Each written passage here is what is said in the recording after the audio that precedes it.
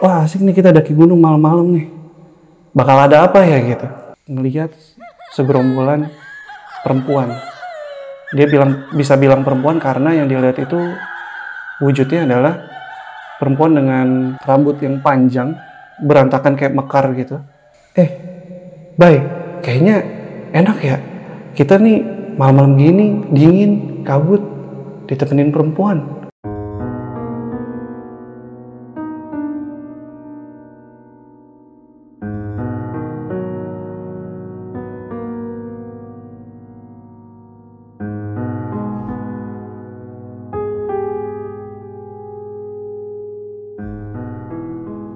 Assalamualaikum warahmatullahi wabarakatuh.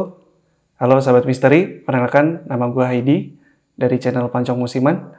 Gue bersama teman-teman dari Rekam Media. Gue akan mau cerita berbagi pengalaman gue ketika pendakian gunung, tepatnya di Gunung Gede. Dan ini adalah pendakian pertama gue, dan tepatnya itu tahun 2010. Jadi tahun 2010 itu gue masih kelas 2 SMA. Pendakian ini berawal dari almarhum bokap gue. Almarhum bokap gue ini seorang penggiat alam. Jadi beliau itu sering ngelakuin pendakian sama teman-temannya ataupun sama Karang Taruna di dekat rumah gue. Pas tahun 2010, bokap gue udah rencana untuk ngajak gue untuk pertama kali daki gunung nih. Dan itu udah direncanain 2 bulan sebelum pendakian. Jadi rencananya itu habis setelah ujian sekolah, bokap ngajakin pas liburannya tuh kita untuk daki ke Gunung Gede. Bokap udah ngejelasin bahwa kalau Gunung Gede itu untuk trek itu sangat friendly, dan bokap berencana tuh ngasih pengalaman yang berkesan ke gua. Makanya dia waktu itu sempat bilang kita bakal daki malam nih. Nah karena gua orang yang belum pernah daki gunung, jadi gue menganggap mendaki pas malam-malam itu seru gitu. Bahkan gue sampai request ke bokap, kalau bisa daki gunungnya pas tengah malam aja, biar hawanya tuh lebih dingin, lebih santai gitu. Dan bokap gue pun mengiyakan gitu. Ya udah nanti kita dakinya malam-malam, tengah malam, dan nanti kita bakal ada beberapa orang yang diajakin, bokap bilang. Gue bantuin bokap gue untuk packing segala macam. Itu mulai packingnya tuh jam 6 sore. Karena rencananya berangkat dari rumah itu jam 8 malam. Baru habis itu datanglah orang yang ikut ngedaki. Jadi yang ngedaki itu ada bokap gue, ada kakak gue, ada 2 anak remaja di rumah. Kita sebut aja namanya Adit sama Bayu. Dan yang terakhir ini asistennya bokap yang biasanya dia tuh ngikut ke manapun bokap pergi untuk ngedaki. Namanya Mang Edo. Jam 7 tuh udah kumpul semua, kita udah siapin semua perlengkapan. Udah charter mobil karena emang kita rencananya ke sana tuh nggak bawa kendaraan. Jadi kita minta diantar aja. Jadi kita minta diantar, udah charter mobil, jam 8 kurang, akhirnya kita berangkatlah ke Cibodas. Karena bokap maunya tuh pendakian pertama gue ini via Cibodas. Setelah perjalanan sekitar 2 jam berarti sekitar jam 10, kita akhirnya sampai di Cibodas. Tapi itu posisinya jadi kita tuh istirahat dulu di warung langganannya bokap. Karena bokap ini udah sering naik Gunung Gede. Jadi kita istirahat dulu di warung langganan bokap, ya kita ngopi, makan, cek-cek lagi barang-barang apa yang kurang dan apa yang harus ditambahin. Akhirnya setelah sekitar 1 jam setengah kita santai, akhirnya kita mulai jalan kaki ke arah pos. Nah arah pos ini pos yang utama untuk pendaftarannya. Kita tuh jalan dari tempat tadi kita makan ke pos itu sekitar mungkin 20 menitan. Nah, di sini posisinya adalah gua dan bokap gua ini berdekatan jalannya. Jadi si Adit sama Bayu ini juga nggak jauh. Nah, dari bawah itu mereka tuh udah sering bercanda gitu. Sering bercanda yang bercandanya menurut gua juga kurang pantas. Ya, dan akhirnya beberapa kali tuh bokap negur mereka gitu. Jadi bercandanya tuh kayak, wah asik nih kita daki gunung malam-malam nih. Bakal ada apa ya gitu. Nah di situ bokap udah ngasih tahu kalau kita ini lagi di alam, kita ini lagi di hutan, omongan harus dijaga apapun itu. Tapi ya namanya anak muda yang mungkin mereka ngerasa berani atau gimana ya cuma iya aja gitu. Dan bokap pun ya udah sekalinya negur udah kita jalan sampai akhirnya kita sampai di pos pertama untuk pendaftaran. Bokap ya isi form yang semua diurusin sama bokap karena kan ya gue juga belum ngerti, belum paham. Ngisi sekitar mungkin ada 15 menit ya, karena emang bokap tuh bilang pendakian kali ini tuh santai.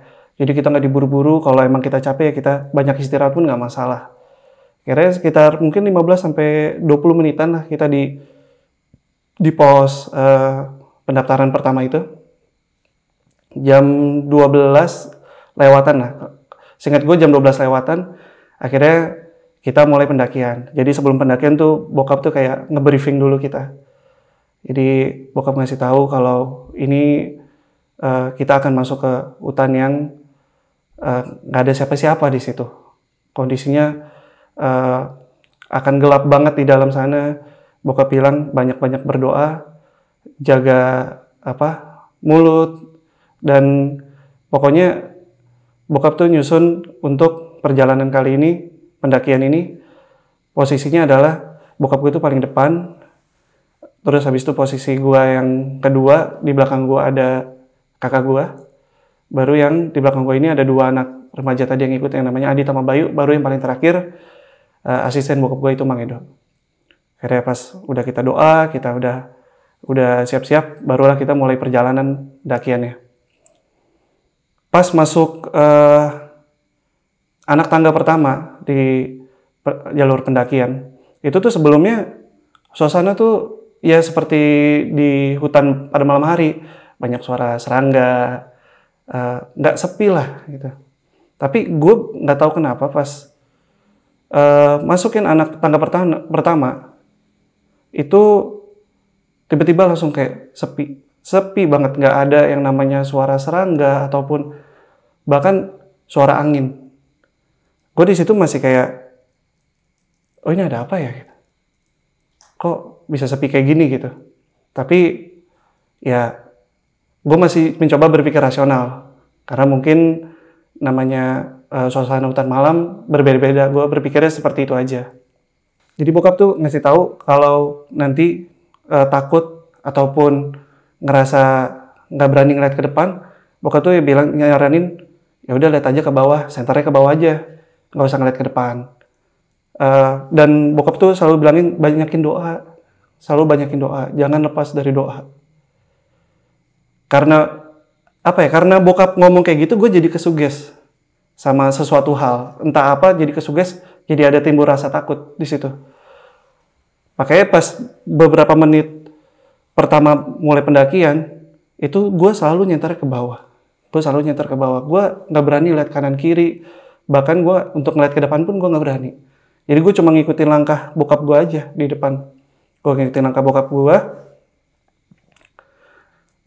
Sampai pada waktu sekitar 30 menit setelah kita mulai start pendakian tadi, itu suasana berkabut.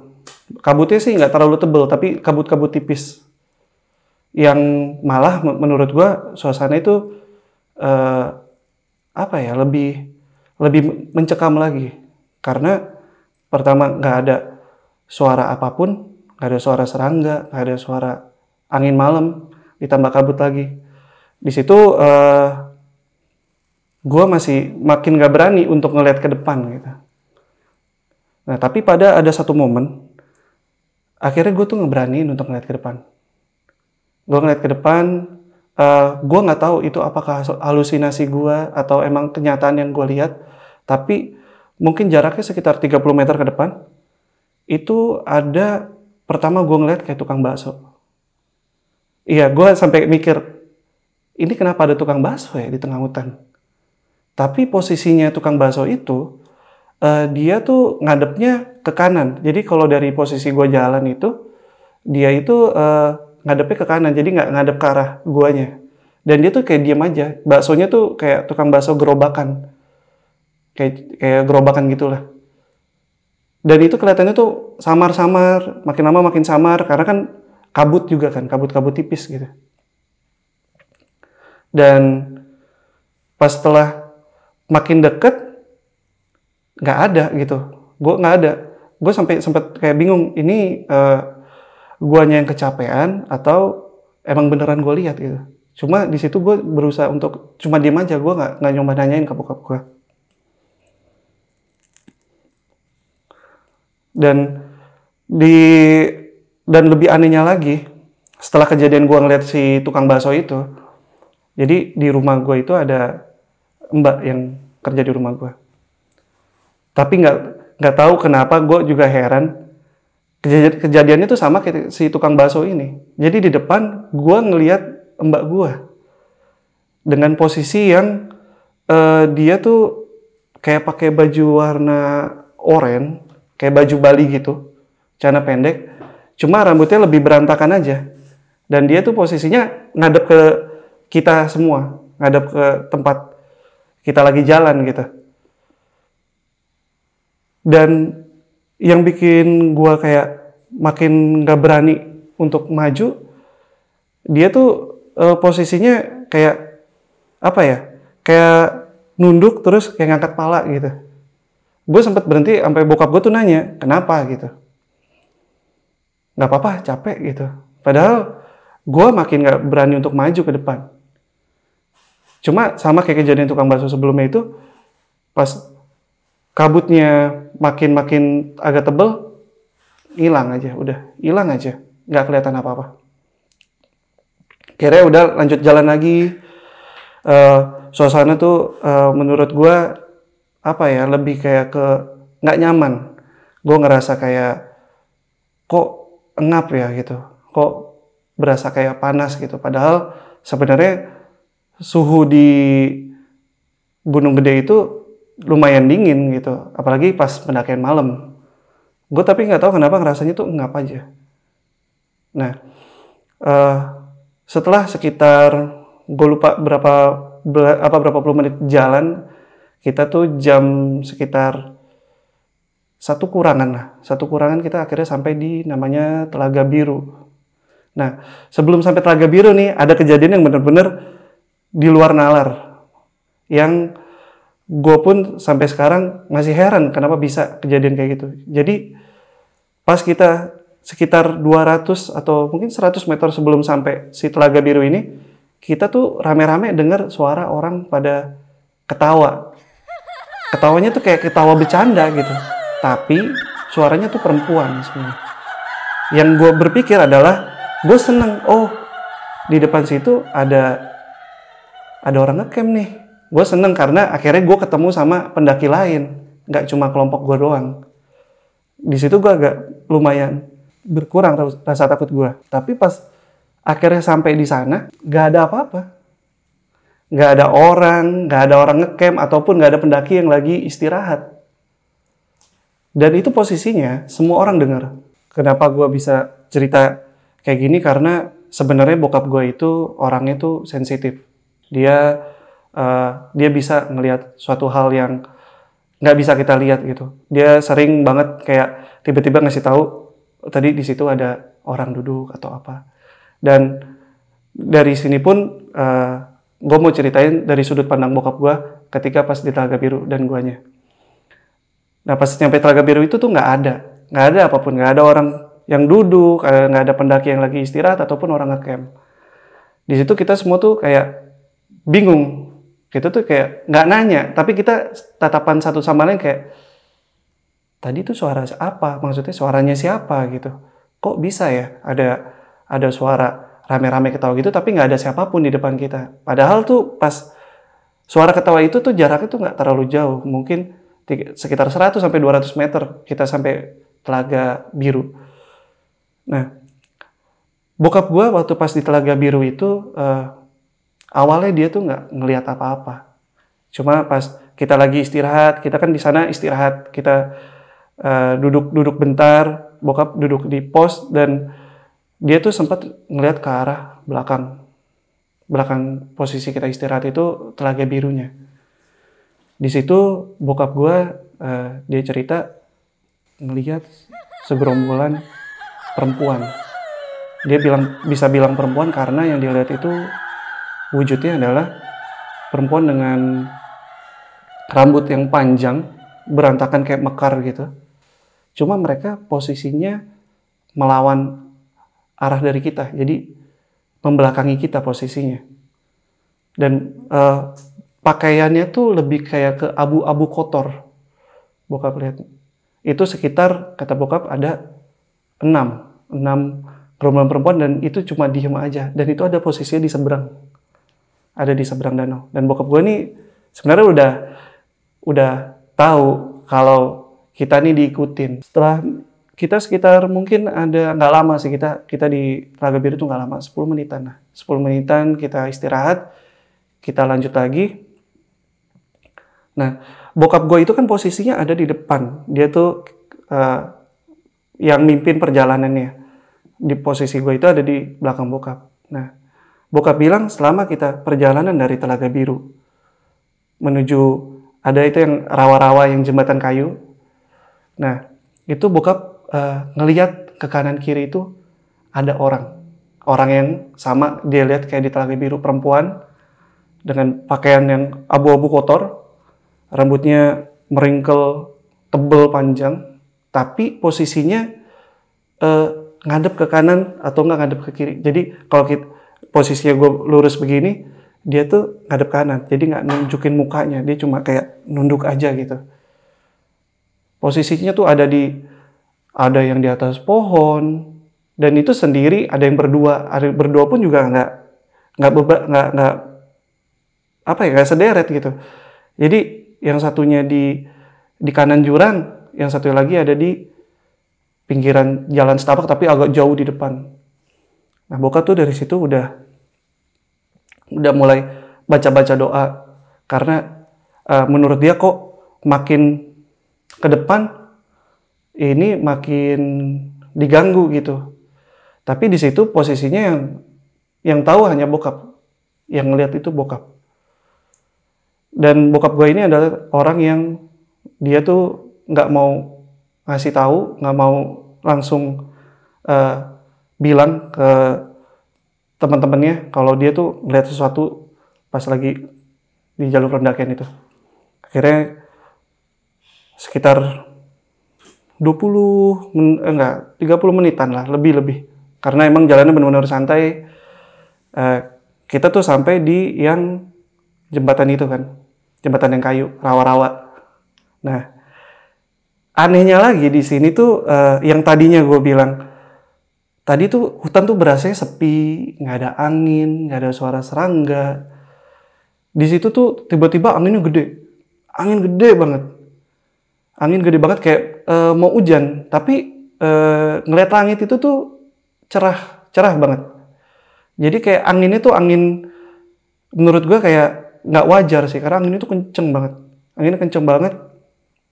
Dan di apa yang di jalan rawa-rawa itu kan dia kan kayu-kayu gitu.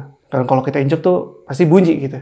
Nah, di sini gua pribadi tuh denger kayak ada orang yang lari. Jadi kalau lari kan bunyinya kayak duk di kayu-kayu. Nah, tapi itu posisinya ada di belakang kita. Jadi gue mikirnya kayak ini ada yang pendaki lain apa di belakang kita ngejar gitu. Tapi gue nengok belakang nggak ada karena gelap banget. Bahkan senter gue pun cuma bisa nerangin tuh kayak sekitaran gue aja. Jadi gue ngeliat ke belakang pun nggak kelihatan apa-apa gitu. Tapi di situ anginnya makin gede. Dan bokap gue di situ dia tuh sebenarnya udah makin ragu untuk maju.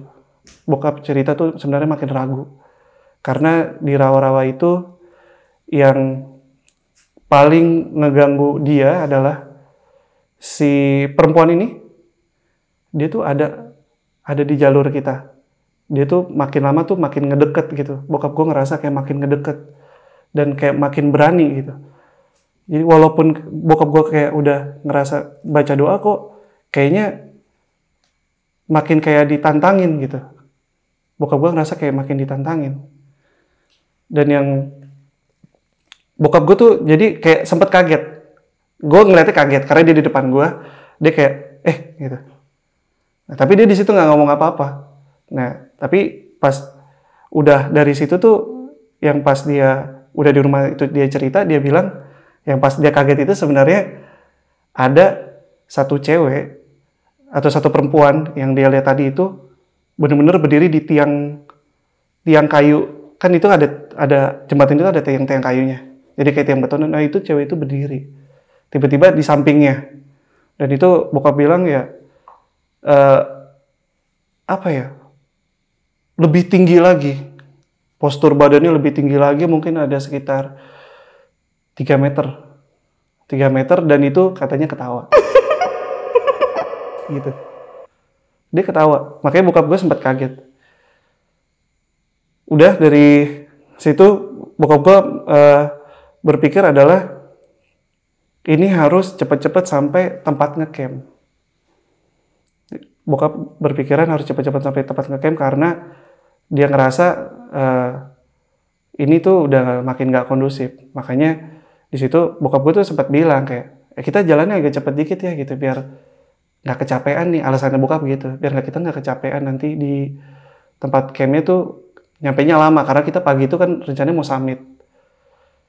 Udah kita jalan terus sampai akhirnya kita tuh sampai Payencangan, kalau nggak salah namanya Payencangan pertigaan itu. Jadi pos itu namanya pos Payencangan. Kalau kita tuh kalau ke kanan itu kita ke Ciberem. Nah kita kiri kan ke atas. Nah di situ kita istirahat. Di situ kita istirahat cukup lama. Tapi kita tuh istirahat di situ nggak ada ngobrol gitu. Jadi diem aja. Diem. Tiba-tiba dengar suara kayak apa ya? Kalau gue bilang sih kayak orang jatuh ya. Kalau buah itu kan mungkin kalau jatuh pek gitu ya. Ini soalnya jatuhnya kayak buk gitu. Dan itu nggak cuma gue doang yang dengar. Semuanya dengar gitu. Jadi pas jatuh itu kita semua tuh kayak pada nyariin gitu. Ini suara dari mana gitu maksudnya. Takutnya ada orang yang jatuh atau apa gitu. Akhirnya si asisten bokap gue ini nyari dia nyari keliling ke sekitaran sumber suaranya. Si Mang Edo ini dia di situ bilang, oh nggak ada apa-apa pak gitu, nggak ada apa-apa pak. Tapi sebenarnya kata bokap gue, Mang Edo itu ngeliat sesuatu di pinggir jurang kayak orang tuh nyerosot gitu. Jadi kayak nyerosot aja suara kayak dan dia tuh ngeliat kayak sekelebat orang nyerosot ke bawah. Tapi sebenarnya Mang Edo paham itu bukan orang. Itu bukan orang, makanya dia pas setelah nyari itu dia langsung balik ke rombongan kita. Dia langsung balik ke rombongan kita, coba bersikap lebih tenang, dia bilang ke bokap, nggak ada apa-apa pak. Padahal bokap gue sebenarnya tahu si Mang Edo ini dia ngelihat sesuatu gitu. Dan kata bokap gue itu masih perempuan yang tadi. Jadi kita itu udah, kata bokap itu udah diikutin dari Telaga Biru. Jadi makanya kenapa gue kayak ngerasa kok suasananya ngap, kok suasananya kayak apa ya, nggak enak aja gitu. Kayak ngeliat ke depan pun tuh gue berani nggak berani, makin kekikis rasa keberanian gue. Karena kita jalan lah, terus setelah kita istirahat sekitar mungkin lebih lama, kalau di Payencangan tuh lebih lama istirahatnya, 30 menitan, karena di situ gue udah mulai kecapean. Akhirnya kita jalan lagi. Nah si Adit sama si Bayu ini mereka bercandanya makin lebih ngawur. Dan yang gue dengar dari bercanda mereka itu, mereka bilang gini, Bay, kayaknya enak ya, kita nih malam-malam gini, dingin, kabut, ditemenin perempuan. Seru ya kita ngopi-ngopi ditemenin perempuan. Bokap gue di situ dengar langsung marah ke mereka. Kayak, kalian nggak tahu ini di mana. Kalian nggak tahu bahaya apa yang bakal kalian dapat kalau kalian bersikap kayak gini. Di situ bokap gue bener-bener, bener-bener marah lah sama mereka. Sampai berhenti terus ngomong, ini tuh kita ada di tengah-tengah hutan. Dan bokap nyebut kayak, ini tuh tempatnya mereka. Nah, gue nggak tahu tuh. Mereka tuh maksudnya bokap tuh apa? Gue masih kayak samar-samar lah. Samar-samar mencernanya. Karena posisinya gue juga capek, gue juga males sebenarnya dengerin si Adit sama Bayu ini bercandanya dari tadi tuh nggak enakin gitu. Mereka tuh kayak so berani lah. Udah lanjut lagi jalan. Akhirnya kita sampai di air panas ya, air panas gitu. Setelah si Adit sama Bayu ini bercanda yang kayak tadi, bokap tuh ngelihat ada satu perempuan yang datang. Ada satu perempuan yang datang yang menurut dia tuh perawakannya tuh lebih serem lagi. Cuma masih nggak kelihatan lebih jelas, cuma lebih gede, bokap bilang. Dan dia tuh posisinya ada berdiri di samping pohon yang pas kita lagi berhenti tuh, bokap ngomelin si Adit sama Bayu. Itu tiba-tiba aja dia tuh kayak keluar aja. Kayak nunjukin, kayak ngerasa terpanggil. Kayak ngerasa terpanggil sama omongannya Adit sama Bayu. Di situ bokap sempat kayak ngomong pelan-pelan. Dia bilang kayak, mohon maaf jangan diganggu. Permisi. Bokap sempat ngomong kayak gitu. Percuma ngomong gitu, bokap bilang. Bokap ngerasa itu kayak udah percuma ngomong kayak gitu. Karena si Mbak Kuntilanak inilah, gue sebut Kuntilanak. Karena emang perawakannya kayak kuntilanak gitu. Si Mbak Kuntilanak ini makin nunjukin eksistensinya dia. Yang paling ngerasa itu bokap. Jadi dia ngelihat si kuntilanak ini ada yang duduk sambil goyang-goyangin kakinya. Kakinya itu mungkin dia duduknya ada di sekitar pohon itu kan 5 meter lah. Nah itu kakinya tuh hampir nyentuh tanah. Kaki si Mbak Kuntilanak itu hampir nyentuh tanah dengan goyang-goyangin kakinya. Jadi mukanya nggak kelihatan. Yang kelihatan tuh kaki. Itu pun bokap gue tuh sampai yang namanya bilang ke Bang Edo, Dok, ini kalau kayak gini terus, kayaknya kita turun aja ke bawah kali ya. Maksudnya bokap gue tuh ngajakin nggak usah naik ke atas, turun aja ke bawah. Tapi si Bang Edo tuh ngeyakinin bokap kalau udahlah Pak, nggak apa-apa, nanti kita cepet-cepet buka tenda aja. Kita coba lah nanti di depan bagaimana Pak. Akhirnya bokap dengerin apa kata Bang Edo, lanjutin perjalanan, walaupun dia udah nggak ngelihat penampakan si Mbak Kuntilanak. Cuma kita semua tuh sayup-sayup ngedenger kayak cekikikan kayak. Dan gua kira itu suara binatang, kayak binatang malam gitu. Gue tuh sampai nyeletuk ke bokap gue, Pak, suara binatang malamnya lucu ya. Bokap gue tuh cuma kayak, iya, gitu dong.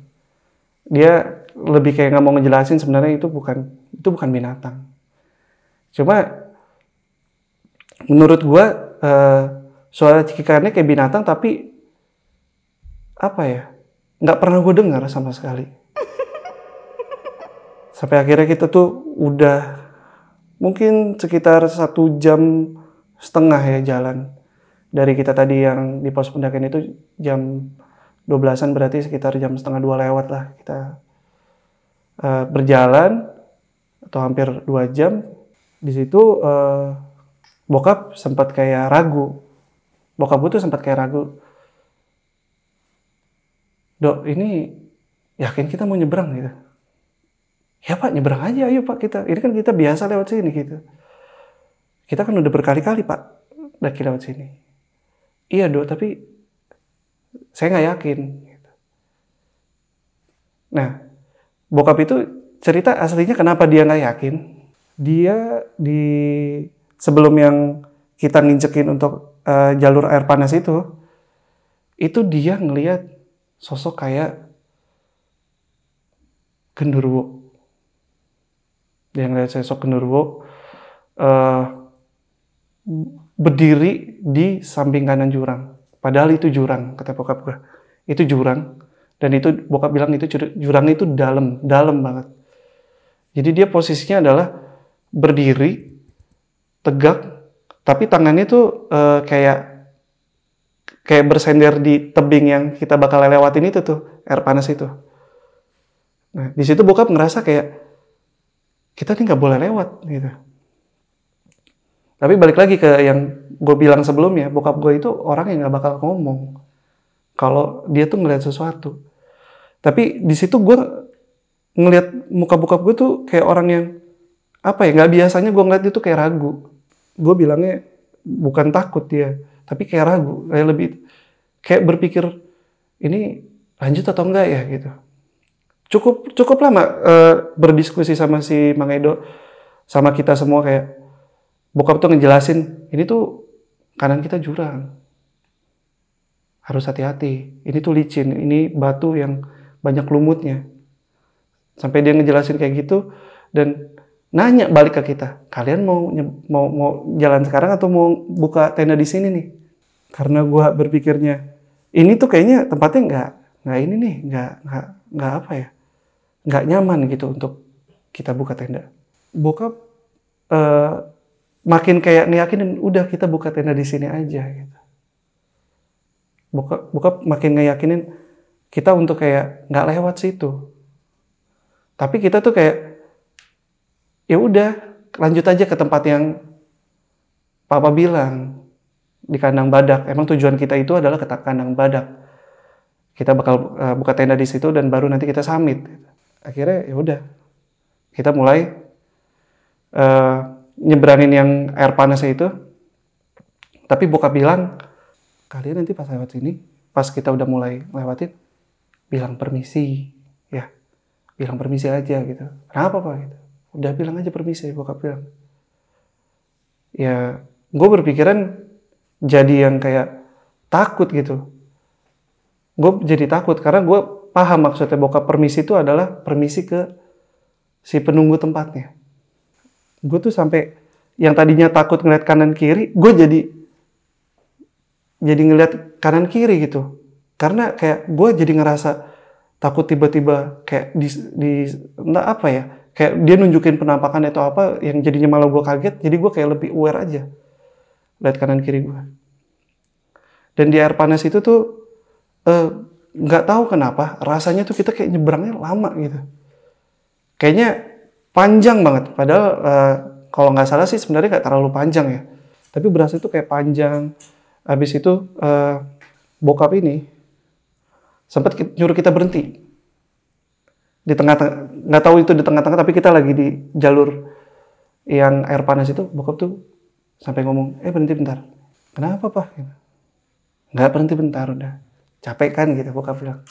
Di situ tuh gua ngerasa ada yang ngeliatin dari bawah.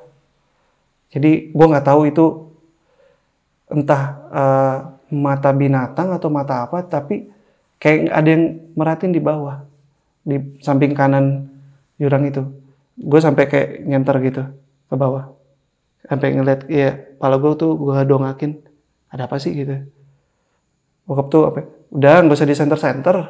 Iya pak, tapi penasaran aja. Gitu. Udah nggak usah di center. Bokap tuh ngeberhentiin kita, ternyata dia bilang si Mbak Kuntilanak ini itu duduk di tengah-tengah. Dia duduk di tengah-tengah. Duduk di tengah-tengah dia.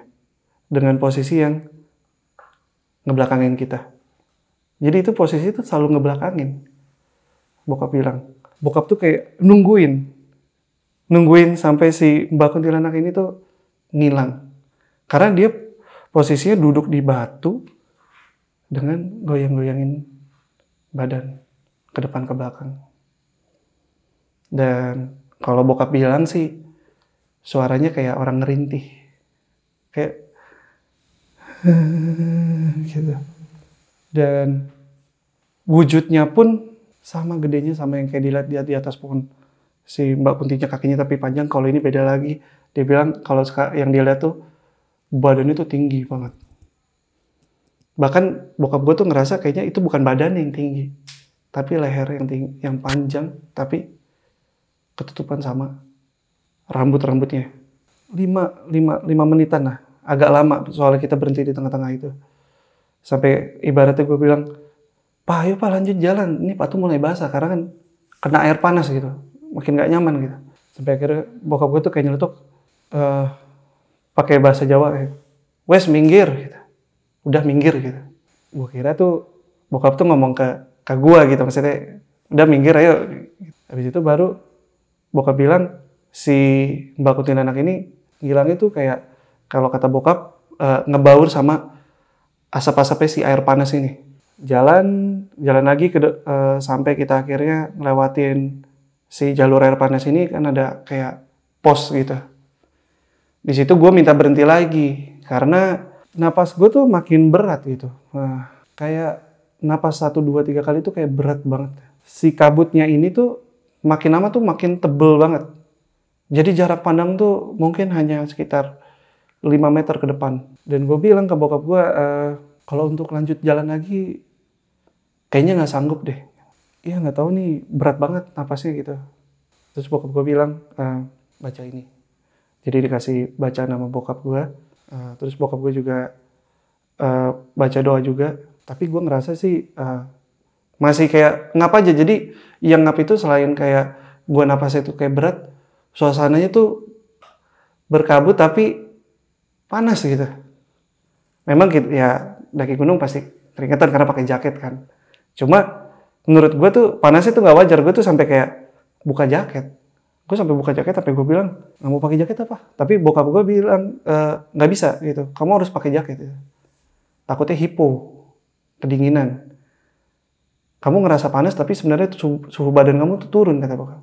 Itu kan agak berisik ya karena ada kayak air, aliran air gitu berisik. Gue nggak tahu yang lain dengar atau enggak, tapi kayak ada bunyi yang plung gitu. Jadi kayak bukan plung sih, kayak lebih orang kayak nyeburin entah kaki atau apa gitu. Gue sampai akhirnya bilang ke bokap, tadi ada suara itu Pak, suara orang kayak nyebur. Oh itu mungkin tadi dahan pohon kali jatuh kata bokap. Tapi di situ karena gue orangnya posisinya adalah orang yang baru pertama kali naik gunung dan dengan pikiran gue yang masih kayak rasional, gue bilang ke bokap gue nggak mungkin ada dahan pohon Pak. Kalau dahan pohon tuh suaranya nggak kayak gitu jatuhnya. Sampai bokap gue tuh ya udah nggak usah ditanyain, udah nggak usah ditanyain. Mau apapun yang kamu dengar nggak usah ditanyain.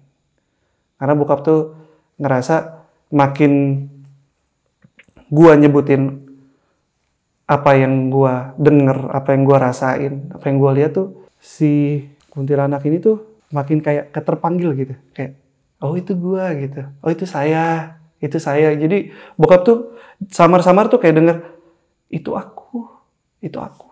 Apa suara yang gue denger pas di pos setelah air panas itu sebenarnya Mbak Kunti lagi nyemplungin kakinya.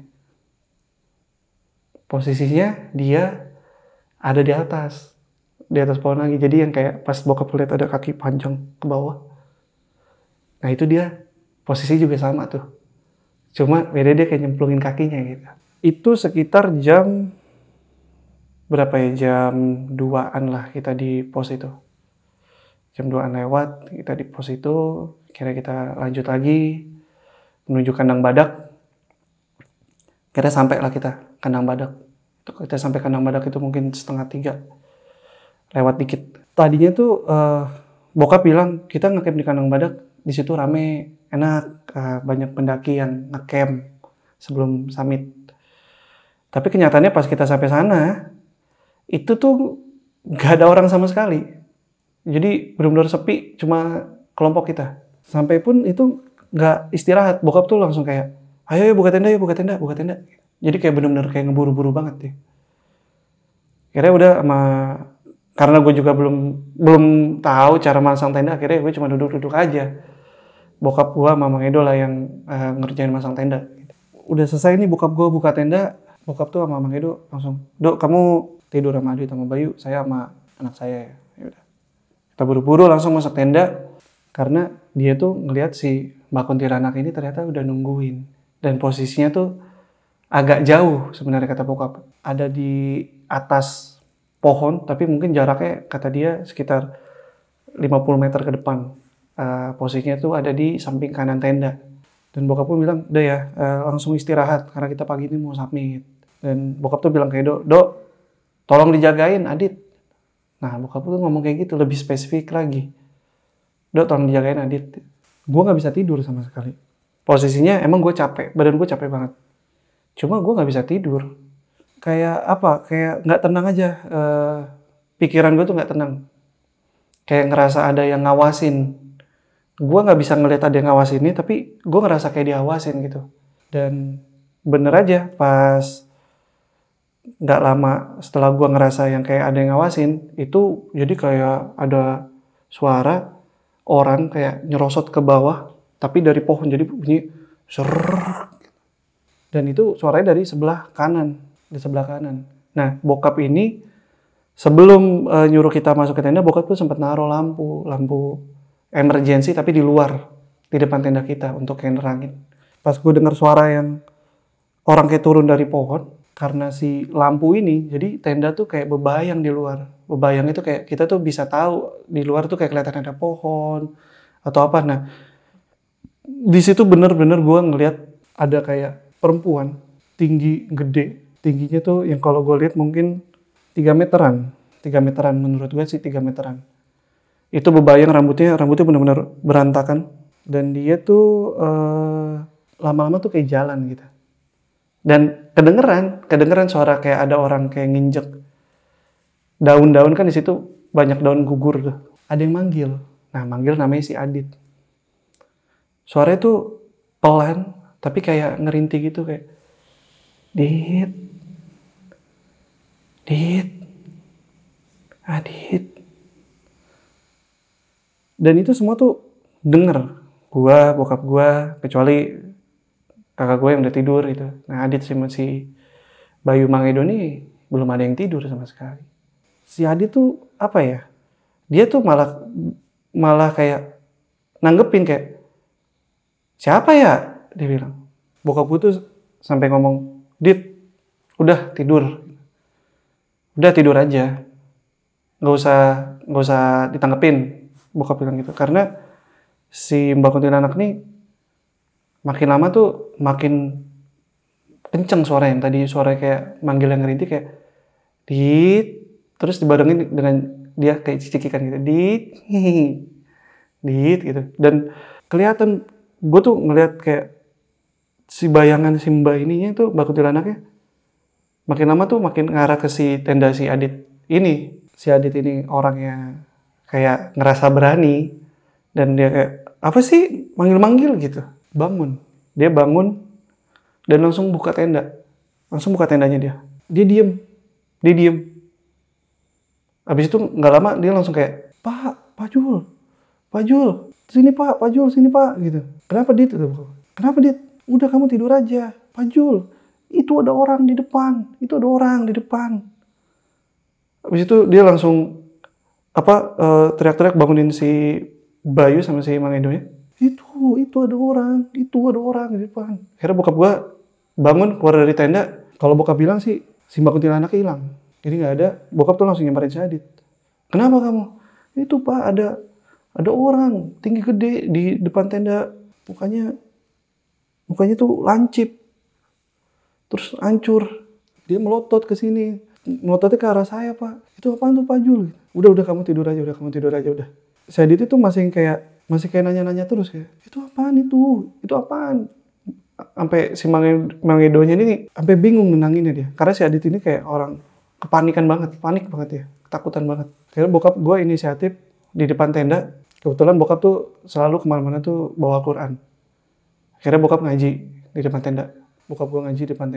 Nah, bokap cerita itu selama dia ngaji di depan tenda, si Mbak Kuntilanak tuh malah ada. Posisinya agak ngejauh dikit, cuma ada dan suaranya tuh kedengeran jelas sama bokap. Masih manggil si Adit ya katanya. Dengan ketawanya tuh lebih keras lagi. Sekitar mungkin ada kali ya, itu kejadiannya itu jam 3 pagi lewat. Dia balik lagi dalam tenda. Dan di situ bokap gue nyuruh untuk kayak, udah sekarang tidur aja, jangan keluar tenda dulu. Karena kejadian itu tuh gue jadi gak bisa tidur sama sekali. Gue tuh rasanya kayak deg-degan banget karena emang gue ngeliat dan kedenger. Walaupun gue ngeliat itu tuh hanya kayak bayangan aja dari luar. Tapi itu kelihatan jelas banget bentukan si Mbak kuntilanaknya. Setelah 20 menit kejadian itu, mungkin sekitar jam 4 kurangan. Ya bener aja, si Mbak kuntilanak ini tuh muncul lagi. Sama kayak kejadian pertama, samar-samar kelihatan dari dalam tenda bayangannya. Cuma menurut gue tuh kayak dia lebih gede, lebih tinggi, dan dia tuh bukan di jalan. Dia ngegoyangin badannya sambil ketawa-ketawa. Tangannya digoyang-goyangin gini. Gue di situ nggak bisa ngomong apa-apa. Si Adit ini ngeliat juga yang kedua ini. Dia tuh sampai bilang ke si Mang Edo tuh Mang, ada lagi Mang. Orangnya Mang gitu. Mang Edo tuh sampai kira marah sama si Adit ini. Ini nih karena kamu nih. Udah makanya kamu diem aja, tidur. Itu Mang, tapi orangnya ada di depan gitu. Gak usah ditanggepin. Jadi si Adit ini walaupun udah shock, dia tuh jiwa nantangin atau penasaran, gue nggak tahu. Tapi masih kayak gitu aja. Jadi si Mbak Kunti itu makin lama kayak makin, menurut gue kayak berasa makin deket. Dengan tiba-tiba bayangannya tuh nggak ada. Nanti dia pindah ke sebelah kiri, yang tadi di sebelah kanan dia sebelah kiri. Karena kan balik lagi bokap gue tuh naruh lampu emergensi di luar untuk nerangin tenda. Jadi kelihatan si bayangan Mbak Kuntilanak ini pindah kemana. Dan yang bikin gue bener-bener akhirnya nggak kuat karena diganggu kayak gitu adalah suara ketawanya kenceng. Jadi kayak langsung kakak gitu. Dan itu tuh sampai si Adi itu tuh kaget sampai ngegoyangin tenda kayak wah gitu. Itu tuh orangnya gitu. Udah pergilah gitu. Si Adit tuh sampai ngomong kayak gitu. Dan karena gue akhirnya juga kesel nih sama si Adit. Dit, udah diemin aja, tidur. Ada sekitar mungkin akhirnya subuh itu 4:30 ya. 4:30, 30 menit itu berasa lama banget buat gue. Karena si Mbak Kuntilanak itu kayak ngebawa suasana yang bikin gue tuh apa ya, ngap gitu. Terus jadi kayak rada pusing. Mungkin kalau pusing sih kalau gue bilang sih karena gue mungkin ketakutan gitu. Jadi sama 30 menit sampai akhirnya masuk ke waktu subuh 4:30 itu berkurang.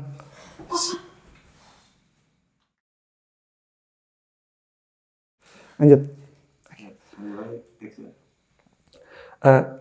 Sampai akhirnya setelah 30 menit teror ketawanya si Mbak Kunti ini makin lama tuh kayak menurut gua kayak bayangannya makin ngecil, kayak makin pendek, akhirnya nggak ada sama sekali. Pas gua lihat jam itu udah jam 4:30 pagi lewat lah, 4:30 pagi lewat. Gua udah cukup tenang tapi perasaan gua masih diawasin aja, perasaan gua kayak masih diawasin terus. Di situ gue akhirnya nggak tidur sama sekali karena gue ngerasa kalau gue tidur kayak nggak aman aja gitu. Akhirnya sampailah jam 6 pagi, semuanya udah pada bangun. Kita siap-siap untuk summit karena tadinya mau ngincar sunrise sebenarnya. Cuma karena kejadian itu bokap tuh ngurungin niat untuk summit ngincar sunrise karena kalau kita ngincar sunrise kita harus berangkatnya lebih agak malam nih. Otomatis bakal malam di jalan gitu. Dan yang bokap khawatirin itu sebenarnya pas ketemu si Tanjakan Setan. Jadi di Gunung Gede itu ada namanya Tanjakan Setan. Karena menurut bokap ini si kuntilanak ini membahayakan. Dari setiap perjalanan dia muncul, terus tiba-tiba dia muncul di tengah jalan, terus dia ada di yang di air panas tengah-tengah itu bokap bilang dia itu berpotensi membahayakan kita, terutama si Adit itu. Karena si Mbak Kuntilanak ini bokap bilang berusaha untuk mengalihkan perhatiannya si Adit. Jadi nggak fokus lah. Jadi kayak bikin si Adit tuh ngikutin maunya si Mbak Kuntilanak ini nih. Akhirnya ya udah kita packing, pagi-pagi kita lanjut naik perjalanan summit, nggak ada apa-apa gitu, aman. Kita di jalanan pun sih nggak ada masalah apa-apa. Yang tadinya tuh kita tuh sebenarnya rencana adalah kita ngecamp di Surya Kencana. Kita tuh rencananya tuh pengen semalam lagi di situ. Karena bokap bilang tempatnya enak, bagus gitu. Tapi gara-gara kejadian yang semalam, bokap tuh jadi kayak buru-buru pengen turun gitu. Jadi bokap bilang tuh kayak, kita nanti langsung turun aja ya. Habis kita muncak, kita langsung turun. Dan kebetulan, emang dari awal tuh rencananya kita naik dari Cibodas, turunnya di Putri gitu. Jadi kata bokap sih untuk ngerasain sensasi jalur yang beda aja. Nah sepanjang jalan turun itu dari puncak itu kita kan turun langsung ketemu alun-alun Surya Kencana. Nah bokap bilang tuh sebenarnya si Mbak Kunti ini tuh nggak ada gitu. Dan kita itu turunnya jam 12 siangan lah. Jam 12 siangan. Selepas dari jalur kita lewat alun-alun Surya Kencana, kita masuk hutan lagi. Si Mbak Kuntilanak ini tuh muncul lagi. Tapi dengan, kalau kata bokap tuh, perawakannya nggak segede yang pas malam. Tapi menurut dia itu masih kuntilanak yang sama. Cuma bedanya ukurannya menurut dia nggak segede yang semalam. Itu sepanjang jalan turun, si Mbak Kunti itu posisi bukan ada di depan bokap. Selalu ngedeketin si Adit. Bedanya dia nggak bersuara. Cuma kayak goyang-goyangin aja. Goyang-goyangin badan, tangannya. Karena bokap gua ngerasa ini udah terlalu jauh, si Mbak Kuntilanak ini ngikutin, bokap gue akhirnya bilang. Dia bilang tuh secara pelan gitu. Maksudnya bilang ke si Kuntinya, gak apa-apa ngikutin, tapi jangan sampai rumah. Itu selama beberapa jam turun di jalur Gunung Putri itu, si Mbak Kuntilanaknya kata bokap gue, dia bukan di depan atau di samping, tapi di atas. Dia tuh di atas, tepatnya di atas. Jadi kayak ngikutin itu bukan dari kanan kiri lagi, dari atas kata bokap. Dan posisinya tuh lebih dekat ke si Aditnya. Nah, tapi kalau untuk si Aditnya nih, dia nggak ngerasain apa-apa. Dia nggak ngerasain, kayak biasa aja gitu. Lanjut lagi kita jalan, turun terus, sampai akhirnya kita sampai di area perkampungan persawahan warga. Bokap bilang di situ, si Mbak Kuntilanak itu stop dia. Dia kayak berhenti di situ. Nggak tahu apa mungkin karena dia dengerin kata bokap gue atau mungkin ya dia nggak bisa lebih jauh dari itu ngikutin yang Mbak Kuntilanaknya. Ya bokap bilang kita makin jauh, si kuntilanak itu masih ada, tetap ada, tapi dia ada di hutan-hutan, di pohon-pohon. Cuma kata bokap yang bikin dia agak merinding tuh pas ngilang itu tuh sempat ketawa sekali. Jadi mungkin kayak ngucapin perpisahan atau sama tinggal gitulah. Udah kita sampai akhirnya di warung warga, kita bebersih karena emang posisinya tuh kotor banget. Mandi, akhirnya bokap charter angkot untuk ngangkut kita dari warung itu ke Ciawi kalau nggak salah. Ya di Ciawi. Dari Ciawi kita naik bis pulang. Dan alhamdulillah selama perjalanan pulang itu nggak ada apa-apa. Bokap pun juga ngerasa udah aman-aman aja gitu. Bahkan sampai rumah pun bokap tuh masih kayak masih kayak merhatiin sekitar gitu. Karena bokap takutnya ini si Mbak Kuntilanak ngikutin nih sampai rumah. Karena kalau udah ngikutin katanya susah. Udah kita tuh pulang itu sampai rumah tuh malam ya, jam 9-an. Dan alhamdulillah gak ada apa-apa sih. Dan ya, itu adalah cerita pengalaman pendakian pertama gue bersama almarhum bokap gue. Yang menurut gue paling berkesan dan bikin gue pengen daki gunung lagi. Kenapa mereka sampai hadir? Yang sedikit saya ingin mengupas lebih jauh mengenai tukang bakso tersebut nih yang Bang Hedi lihat nih. Yang kalau gue lihat ya, itu samar-samar dia tuh tukang bakso itu pakai gerobak gitu. Kayak pakai gerobak. Yang gue ingat tuh gerobaknya tuh catnya tuh warna biru terus yang bawahnya kan biasa seng gitu ya. Yeah. Tapi kayak apa ya? Kayak nggak jelas gitu, kayak gerobak tapi kayak tembus gitu. Jadi dari jauh tuh kelihatannya kayak tembus gerobaknya. Kelihatannya dari jauh gitu. Karena kan waktu itu posisinya udah mulai kabut-kabut tipis kan. Yeah. Makanya gue berpikirnya ini halusinasi. Nah, tapi kalau seandainya nyata enak tuh Bang, mungkin saya traktir tuh Bang ya. Ini Bang. Wah, kenyang beneran atau enggak tahu tuh. Ada yang mau disampaikan silakan. Ya, gue sih cuma mau bilang buat teman-teman pendaki ataupun siapapun lah ya, yang kayak kita berkegiatan di alam, mau dimanapun sih sebenarnya kita tuh harus ngejaga tutur kata ya, karena mau gimana pun tuh kita hidup berdampingan sama mereka, sama alam lain. Jadi apalagi ketika kita di hutan, Iya. otomatis kita masuk ke areanya mereka. Jadi mau gimana pun tutur kata, sikap ataupun kebiasaan-kebiasaan yang kita biasa lakuin di kota atau dimanapun itu, kalau kita masuk alam kita lebih respect aja lah sama alam, sama ya penghuninya, siapapun, mau itu alam gaib ataupun binatang-binatang yang hidup di situ. Jadi kita harus respect sama semuanya biar semuanya tuh lancar-lancar gitu. Iya. Nah, ada rencana nggak dalam waktu dekat ini atau mungkin udah punya planning kalau channel Pelancong Musiman ini mendaki Gunung Gede, entah itu Napaktilas atau mungkin juga ingin mengekspor tempat pada saat tahun 2010 tersebut? Kita sih rencana untuk explore Gunung Gede ada ya, karena memang Gunung Gede favorit kita sih, gitu. Cuma memang mungkin banyak yang harus dipersiapin, karena nggak cuma masalah ibaratnya waktu, tapi fisik juga kan. Karena yang namanya daki gunung kita tuh harus persiapin nggak cuma waktu, tapi fisik kita.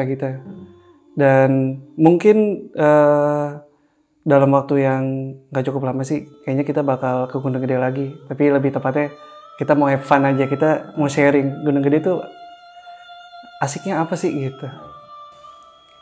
Dan pada kali ini kita mendapatkan sebuah pesan moral yang penting dari Bang Hedi mengenai sopan di gunung, kita jaga tutur kata kita. Ingat, pelajaran utama kami adalah pengalaman dari guru yang bernama kenyataan. Teman-teman jangan lupa like, subscribe, share, dan komen channel Rekam Media, playlist Saksi Misteri agar kalian tetap terhubung bersama kami. Sekali lagi terima kasih. Wassalamualaikum warahmatullahi wabarakatuh. Salam tak kasat mata.